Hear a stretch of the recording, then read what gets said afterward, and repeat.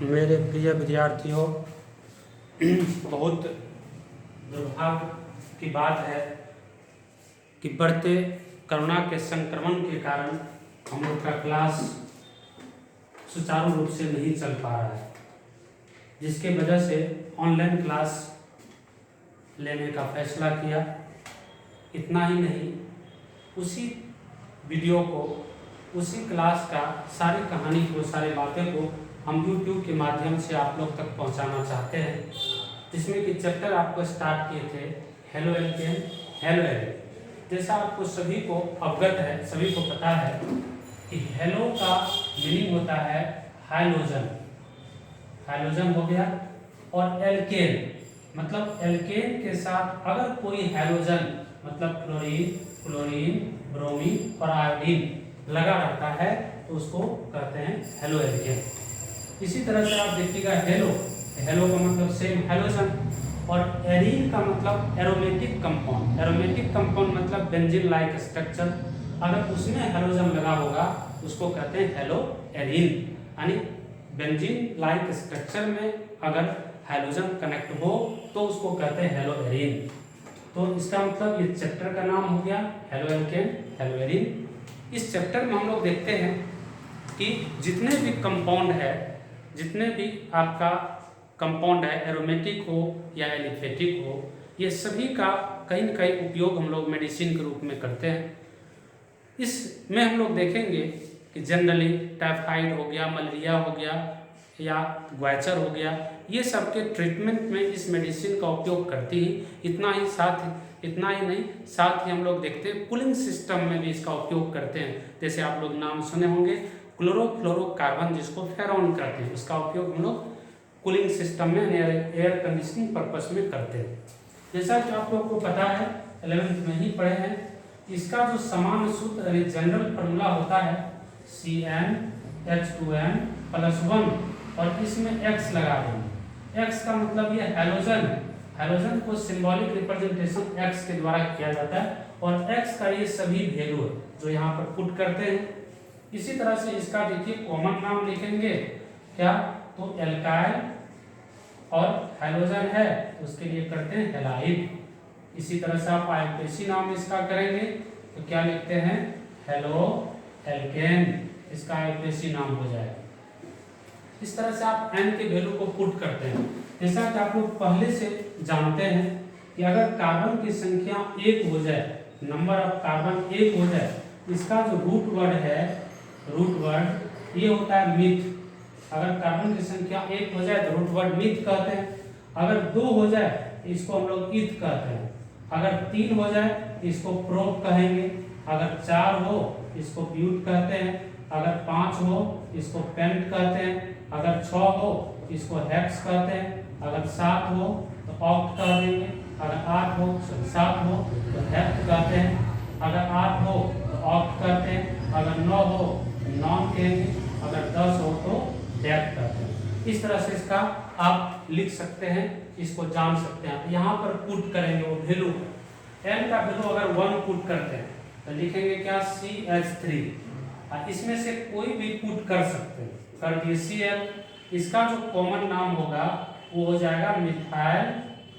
अब क्लोरीन है तो क्लोराइड कह देंगे, क्योंकि यहाँ पर एक कार्बन है तो मिथाइल, क्लोरीन है तो क्लोराइड। लेकिन आईयूपीएसी नाम लिखेंगे क्लोरोमीथेन। इस तरह से इसका नाम लिखते हैं। देखिए यहाँ पर लिखते हैं हेलो एल्केन, तो मतलब हेलो का मतलब क्लोरो, फ्लोरो, ब्रोमो, आयोडो, ये सब को इंडिकेशन कर सकते हैं।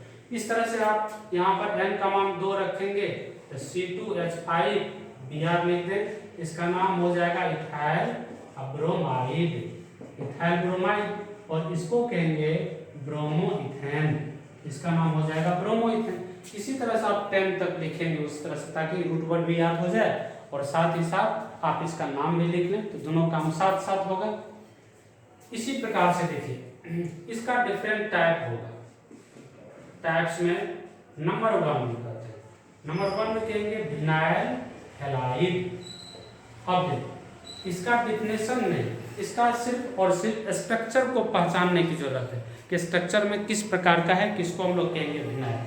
तो देखो जब हम लोग देखेंगे कि कार्बन कार्बन डबल बॉन्ड हो चाहे किसी प्रकार का स्ट्रक्चर हो, और इस पर अगर कोई हैलोजन लग जाए तब उसको कह देंगे हम लोग विनाइल हैलाइड। इस कार्बन का जहां पर डबल बॉन्ड है इसका होता है sp2 हाइब्रिडाइजेशन।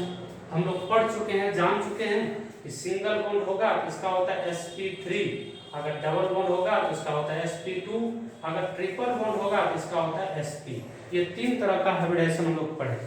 sp3 रहेगा तो टेट्राहेड्रल इसका शेप होगा, अगर sp2 होगा तो इसका क्या हो जाएगा, है ना, sp2 होगा तो इसको हम लोग कह देंगे ट्रायंगुलर, और sp होगा तो लीनियर इसका शेप होता है। ये इसका काम हो गया। इसका एग्जांपल देखिए ढेर सारा, जैसे हम लोग देखते हैं यहाँ पर CH2 डबल बॉन्ड CH, यहाँ पर Cl लगा दी, विनाइल होगा। या इस तरह का देखिए रिंग हो, यहाँ पर डबल बॉन्ड है और जस्ट इस पर लगा हुआ हैलोजन, इसको कह देंगे विनाइल हैलाइड। तो चाहे साइक्लिक चेन हो, चाहे ओपन चेन हो, जिस प्रकार का भी चेन हो, अगर डबल बॉन्डेड कार्बन पर कनेक्ट हो हैलोजन, तब उसको कहते हैं हम लोग क्या कहते हैं, विनाइल हैलाइड। कॉमन नाम है उसका, कहते हैं विनाइल हैलाइड। इसी प्रकार से देखिए कि एक होता है आपका एराइल, नहीं एलाइल। तो अगर एलाइल है तो एलाइल में हम लोग देखेंगे कि डबल बॉन्ड के जस्ट एडजेसेंट पोजीशन पर अगर हैलोजन हो, जैसे डबल बॉन्ड कार्बन पर, दूसरा नंबर में कह देंगे एलाइल हैलाइड। तो एलाइल हैलाइड में जो डबल बॉन्डेड कार्बन है इसके जस्ट एडजेसेंट पोजीशन पर अगर कोई हैलोजन लग जाए तब उसको कहते हैं एलाइल। एंड ये होगा आपका sp3 कार्बन, जबकि ये है sp2 कार्बन। तो ये शर्त है कि जिस कार्बन पर डबल बॉन्ड है उसी कार्बन पर दूसरा कार्बन sp3 लगा हो और उसमें हैलोजन लग जाए तब उसको कह देंगे एलाइल हैलाइड। इसी तरह से देखिए अगर ऐसा भी चेन हो इस तरह का, यहाँ पर डबल बॉन्ड है, या तो ऊपर या तो नीचे, कहीं पर भी अगर Cl लगा दें ये भी कहलाएगा एलाइल हैलाइड। जबकि आरपीसी नाम सबका डिफरेंट है लेकिन कॉमन नाम उस सबका एलाइल हैलाइड करते हैं। इसी तरह से देखिए तीसरा होता है एराइल हैलाइड। एराइल हैलाइड में क्या होगा, तो बेंजीन के रिंग से अगर डायरेक्ट अटैच हो आपका हैलोजन तब उसको कह देंगे एराइल हैलाइड। जैसे ये बेंजीन का रिंग है, इस पर और भी कुछ क्यों ना हो लेकिन हैलोजन अगर रहेगा तब उसको कह देंगे एराइल हैलाइड। यानी बेंजीन के रिंग पर जब हैलोजन हो तब उसका नाम होगा एराइल हैलाइड। मतलब यहाँ पर कुल मिला के बताना चाहे कि जब कभी किसी भी कंपाउंड में स्ट्रक्चर को फाइंड करने के बाद उसमें ध्यान में रखना है कि कहाँ पर हैलोजन लगा हुआ है। क्या डबल बॉन्ड पर लगा हुआ है तो विनाइल कह देंगे, डबल बॉन्ड के जस्ट एक कार्बन यानी जस्ट एडजेसेंट पोजीशन पर अगर हैलोजन लगा हो तब उसको एलाइल कहते हैं। और जब बेंजीन के रिंग पर ही अटैच हो तब उसको हम लोग कह देंगे क्या, तो एराइल। बेंजीन के रिंग पर ही हो तब उसका नाम होगा एराइल। इसी तरह से देखिए एक होता है बेंजाइल, एक को कहेंगे बेंजाइलिक हैलाइड। तो चौथा हम लोग देखते हैं, इसमें कहेंगे बेंजाइलिक हैलाइड।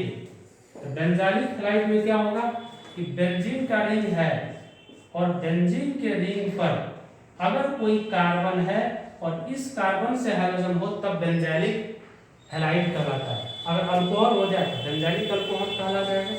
इस प्रकार का जो स्ट्रक्चर हो तो उसको बेंजाइलिक कहते हैं।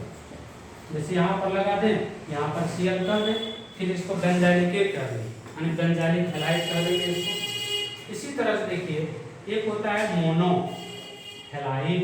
तो मोनो का मतलब वन, जिसमें एक हैलोजन लगा हो, चाहे वो कोई भी हैलोजन क्यों हो, जैसे CH3Cl हो या किसी प्रकार का रिंग हो, ऐसा भी रिंग हो तो मोनो कहलाएगा, एक हैलोजन रहना चाहिए। इसी तरह देखिए होता है डाई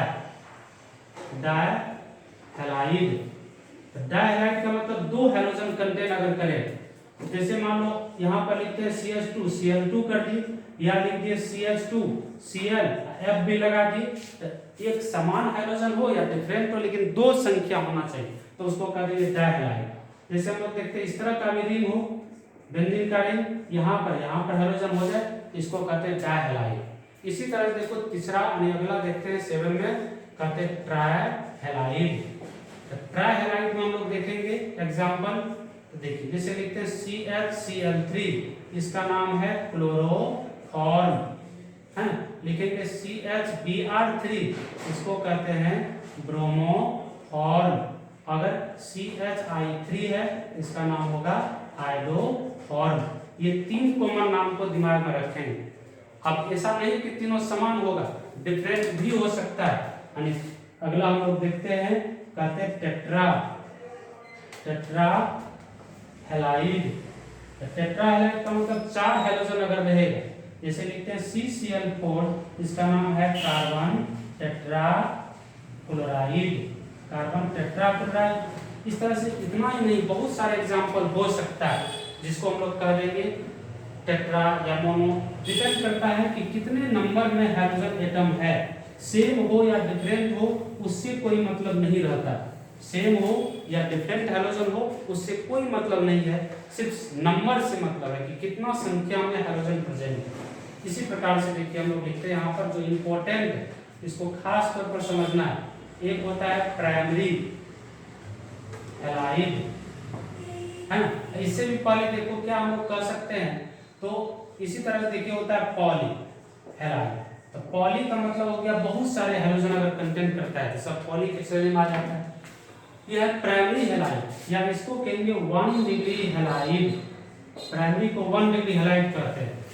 इसका डेफिनेशन तो कम, लेकिन एग्जांपल को ध्यान रखिए खास कर। जैसे R है CH2X लग जाए, ये कार्बन 1 डिग्री कहलाएगा और इस पर लगे हाइड्रोजन को 1 डिग्री हैलाइड कहेंगे। जैसे CH3 है, CH2 है, Cl है, ये कार्बन एक कार्बन से कनेक्ट है, इसको प्राइमरी कहेंगे ना।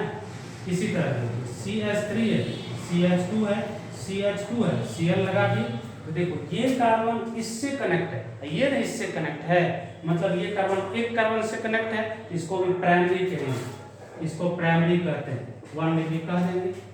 इसी तरह से देखिए अगला होता है सेकेंडरी हैलाइड। सेकेंडरी हैलाइड में हम लोग देखेंगे कि जैसे R 2 ठो होगा, CHX हो जाए, इसको कह देंगे 2 डिग्री।